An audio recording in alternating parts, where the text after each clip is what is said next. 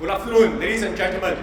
Before I begin my speech, please join me in welcoming the Prime Minister and ESM Group.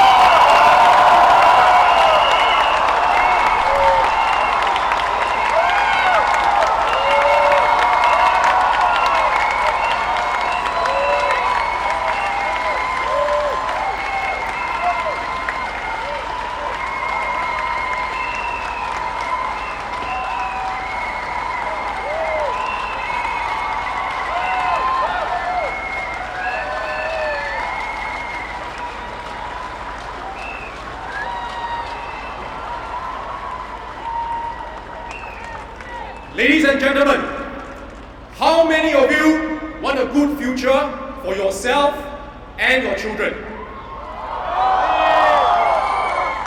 To have a good future,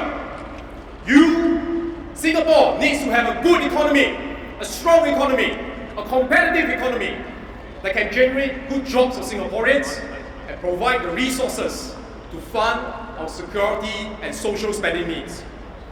This is not some computer game.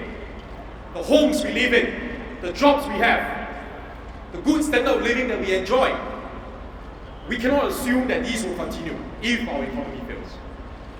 And when that happens, you can't just press some reset button and start all over again. It doesn't happen that way. This is about Singapore's future, this is about your future, this is about your children's future.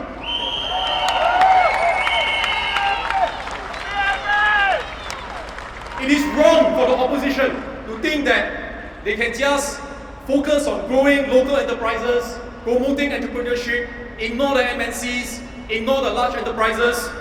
That doesn't work. That makes no economic sense. MNCs and large enterprises provide many jobs for Singaporeans, including many PME jobs. I'm sure many of you here work for MNCs and large enterprises too.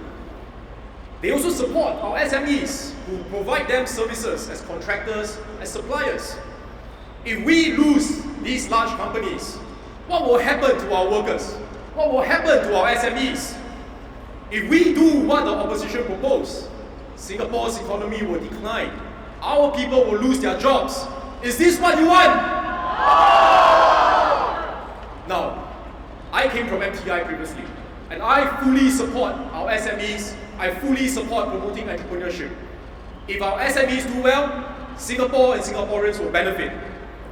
To be clear, the government emphasizes SMEs. We have put a lot of resources to help our SMEs. There's more we can do together.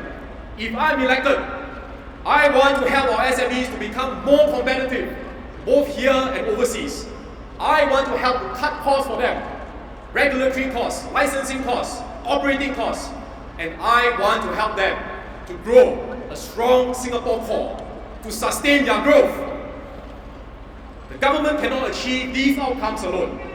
We need to work closely with our partners, unions, the businesses, and we need to work together through this tripartite relationship that we have forged. A PAP government has demonstrated through the years that we are able to do this. Now, in fact, our unions and SMEs and trade associations, they don't bother going through the opposition. Why? Because they know who has substance and who doesn't. In fact, I don't see the opposition doing anything in between elections to help our SMEs. Only during election time, suddenly make noise, suddenly come out with a lot of things, pretend that they are doing something to help our SMEs. And their proposals are driven by populism, not sound economic knowledge. You take WP's proposal to freeze foreign worker numbers. They say they want to rely on women and seniors. Is this assumption realistic? We have an aging population. Now the government is fully supportive, getting more women, more seniors to work. But we have to accept that some of them are not going to come out to work for family or health reasons. We also have already a very high labour participation rate in Singapore, higher than the OECD average. Now, is it realistic to assume that we can still raise this further, especially with the WP's proposal, is also to limit the number of foreign domestic workers that our Singaporean families can hire? Our SMEs are already facing labour constraints, and WP wants to squeeze them further. What kind of proposal is that? Do they care about our SMEs? Do they care about our workers? Do they care about Singaporeans?